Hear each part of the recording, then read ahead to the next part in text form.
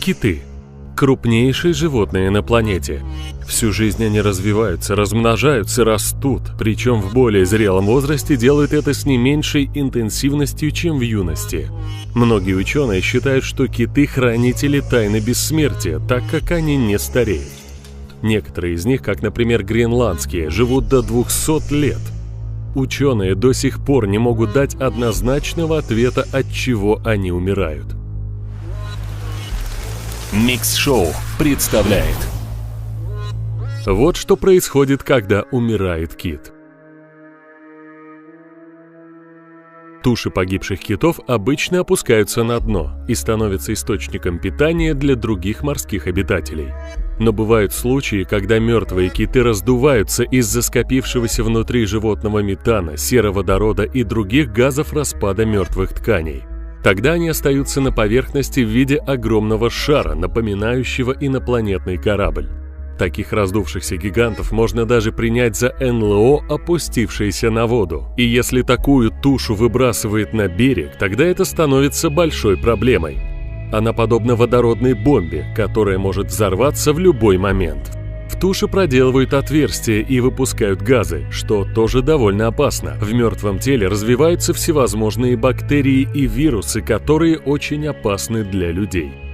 Единственная возможность выхода из этой ситуации – это отбуксировать разлагающуюся тушу кита обратно в море, подальше от берега. Только там взорвавшийся кит не принесет беды.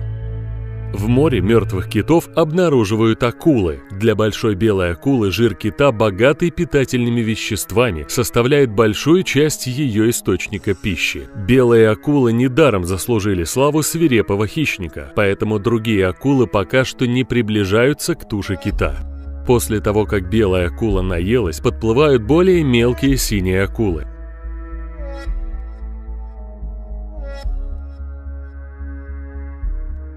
Насытившись, они могут 2 месяца ничего не есть.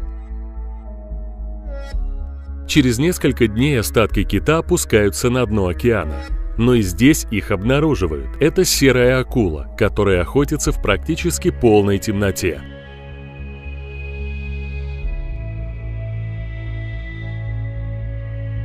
Это достаточно вялое животное, склонное экономить свою энергию. Через время подплывают другие голодные акулы. Каждая хочет свою долю, и нередко между ними происходит борьба за еду. Серая акула теперь может быть долгое время без еды. От туши кита почти ничего не осталось. Но появляются новые падальщики. Это различные виды крабов. Они доедают последние съедобные кусочки. Но скопление крабов привлекает других хищников – черных рыб-сабель. Эти интересные рыбы плавают по вертикали и собирают свою добычу. Через 4 месяца от кита остаются одни кости. А какие вам известны интересные факты о смерти животных? Если вам понравилось видео, ставьте лайк, а также подписывайтесь на канал, чтобы не пропустить много интересного.